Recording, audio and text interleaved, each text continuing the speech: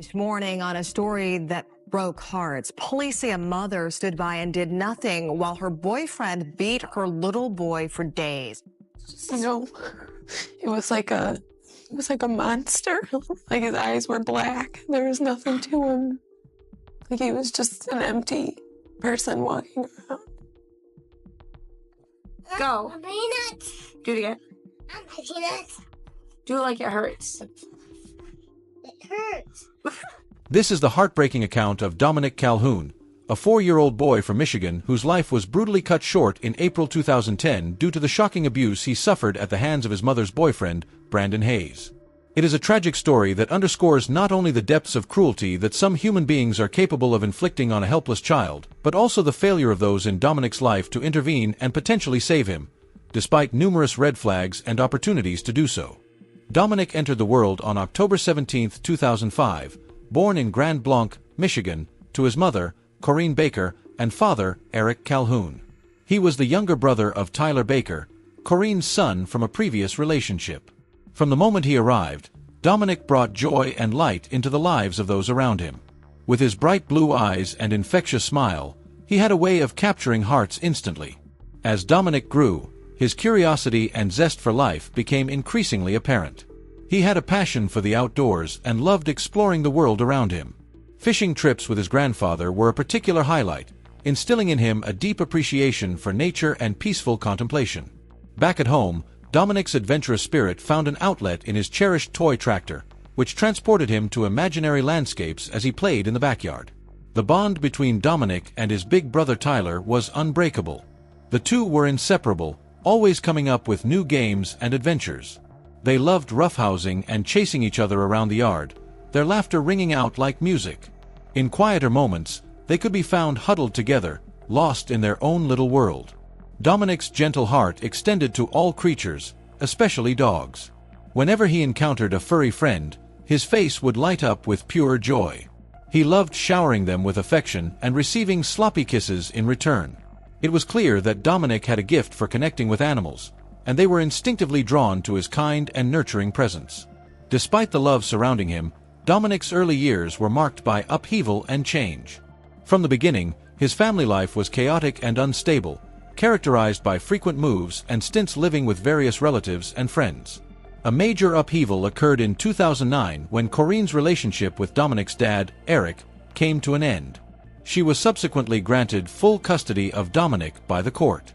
This decision remains highly controversial and hard to fathom to this day, given that Corinne was known to struggle with severe substance abuse issues that led her to engage in reckless behavior, even putting her unborn child at risk during her pregnancy with Dominick.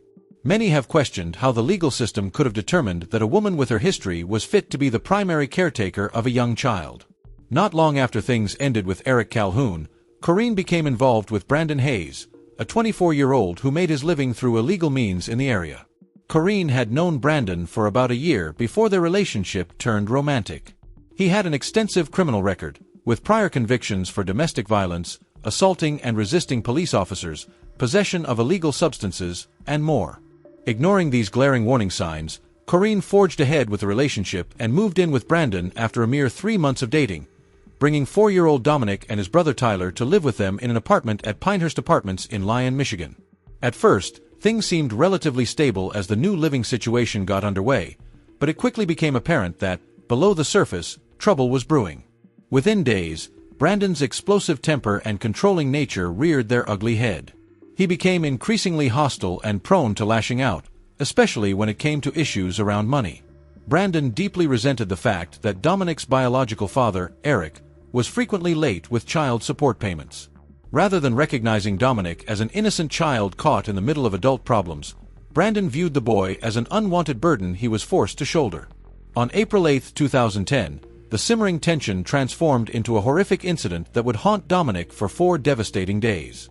It started when Dominick, sitting on the couch watching television, had an accident. Brandon's reaction was immediate and severe. He unleashed his anger on the 4-year-old, repeatedly striking him. When Corinne attempted to protect her child, Brandon turned on her as well, grabbing her hair and striking her while shouting, "Who's going to pay for this?" The next day, the violence continued as Brandon resumed his attacks on little Dominick. Even as Corinne desperately tried to protect her son, Brandon showed no mercy. In his rage, he yelled that Dominic deserved the worst punishment imaginable. By the third day, April 10th, Dominic's condition had become critical from the continued abuse. Brandon's cruelty reached new heights as he dragged the barely conscious boy from his bed to the living room. What followed was an endless nightmare of violence. Brandon inflicted severe injuries across Dominic's body, burning his hands, targeting his eyes, repeatedly throwing him against the walls, and causing irreparable damage to his teeth. The savage nature of these attacks defied any rational explanation. Heartbreakingly, chances to get Dominic to safety were missed by those around him during his torturous ordeal. Investigators would later discover that at least twice during the 4 days of abuse, Corinne had actually left the apartment without Brandon.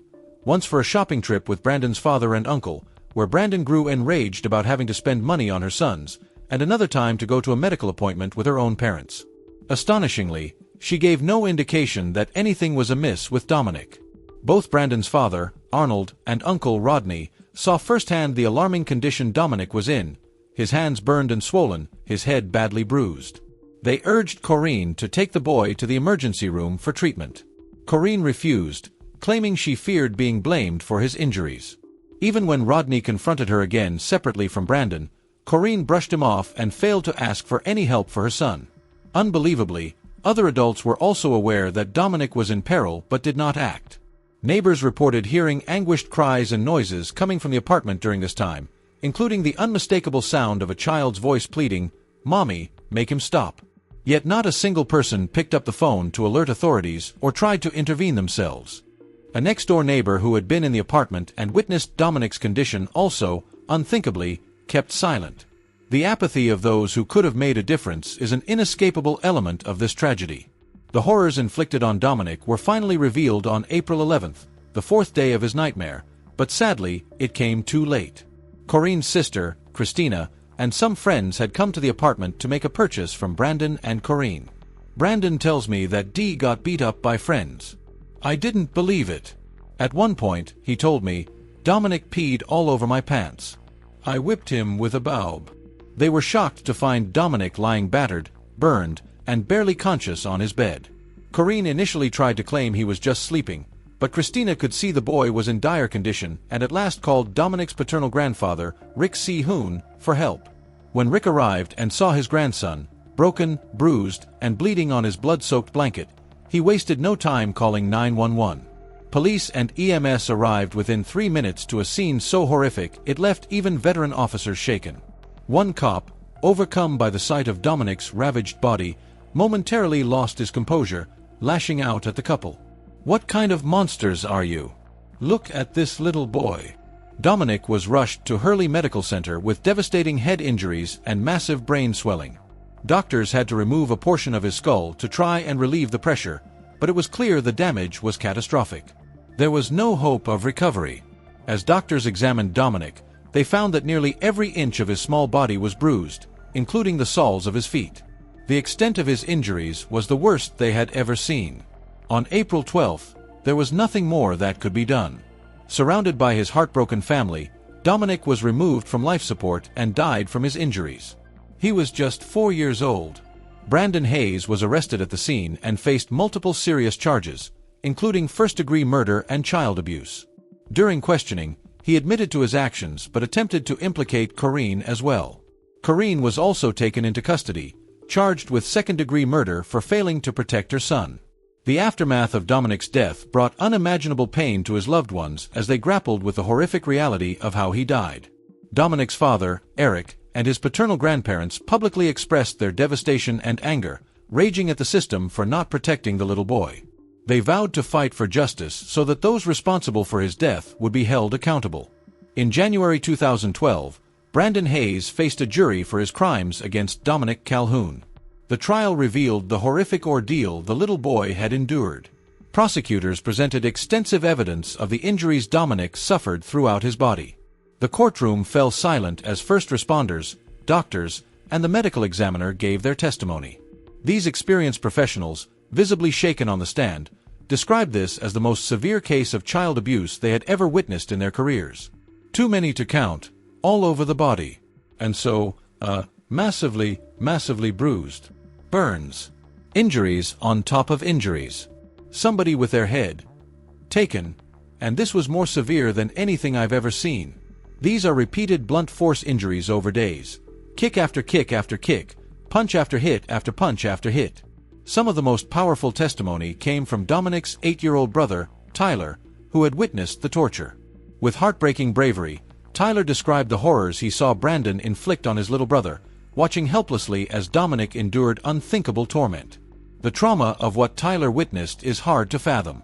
The strength it took him to recount those nightmares in a courtroom full of strangers is extraordinary. The defense tried arguing that Brandon's judgment had been clouded by drug use and that Corrine was actually more culpable for Dominic's death than him. Also, and the competency is whether he could adequately assist counsel in representing the client at the time of the hearing. A competency examination is a critical stage of the proceedings, and I need my client to be competent. And I don't think he's competent. But evidence of Brandon's past pattern of violence and controlling abuse was overwhelming. After an emotional trial, the jury deliberated only briefly before returning with guilty verdicts on all counts, including first-degree felony murder and torture. Brandon was later sentenced to life in prison without parole for his monstrous crimes. There was a palpable sense of relief, and justice served in the courtroom as the sentences were handed down. Justice 1. Brandon 0. That's what I got to say. That's right. I wish Brandon would have been the first one, but he's going away forever. And, God bless the justice system, right? For her part, Corrine Baker chose to accept a plea deal rather than go to trial. In exchange for testifying against Brandon, she pled guilty to second-degree murder and second-degree child abuse.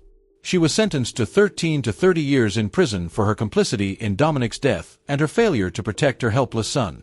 At her sentencing, Corrine expressed remorse and placed blame on Brandon, but also pathetically talked about her bond with Dominic. Yes, sir. First, I would like to apologize about, whoever. I live with the death of my son every single day. I made horrible choices throughout my whole life, and those horrible choices were paid. Where was the death of my son?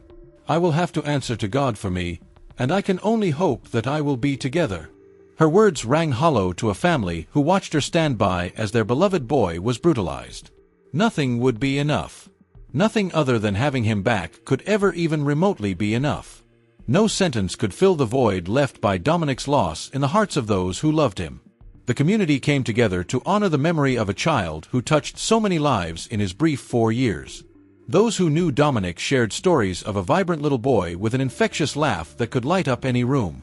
His bright eyes sparkled with curiosity, and he was known for running with arms wide open to hug those he loved.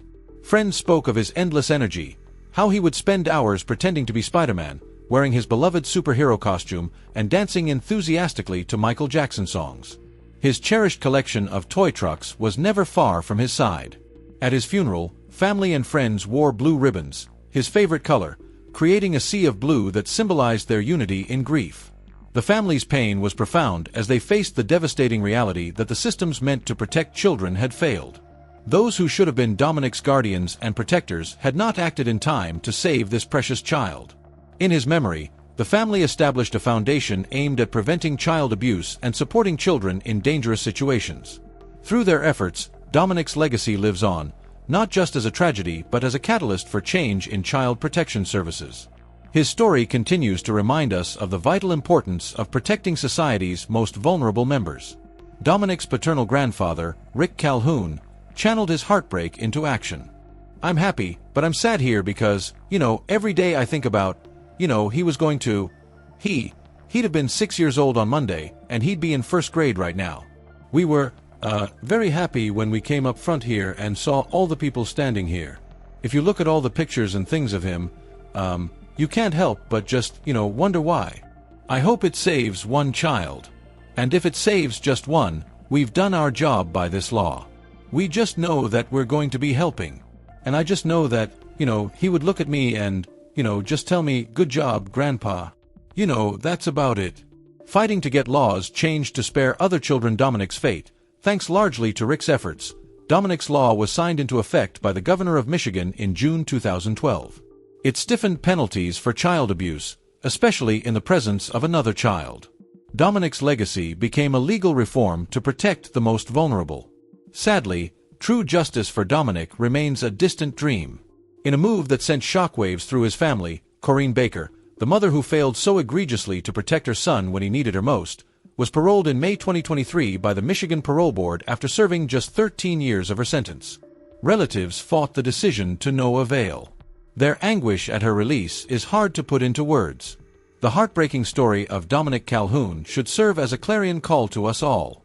His unimaginable suffering and the failure of the adults in his short life to intervene starkly illustrate that child abuse often hides in plain sight. The neighbors who heard a child's screams but didn't call the police. The grandfather who took Dominic on outings but returned him to a precarious home. The relatives who saw clear signs of abuse yet walked away. They are all part of this tapestry of tragedy. What happened to Dominic was not inevitable. It was preventable. How many other children like Dominic are out there right now, silently suffering in desperate need of a lifeline? To truly honor Dominic Calhoun, we must let his story be a catalyst that inspires us to open our eyes, find our voices, and take action. Because no child should ever endure what Dominic did in his final days. We owe him, and all the innocents like him, a solemn promise to do better. To be better. If we can find the compassion and courage to get involved when something seems amiss, lives can and will be saved. What do you want? A race car? No, do you remember? What do you want? What is that? I can eat. What is it called? OGT. Are you sure it's not called yogurt? It's called yogurt. All right. Say bye-bye. If you have enjoyed the video, then make sure to hit that like button and also subscribe to our channel so you won't miss out any other latest videos. Thank you all so much.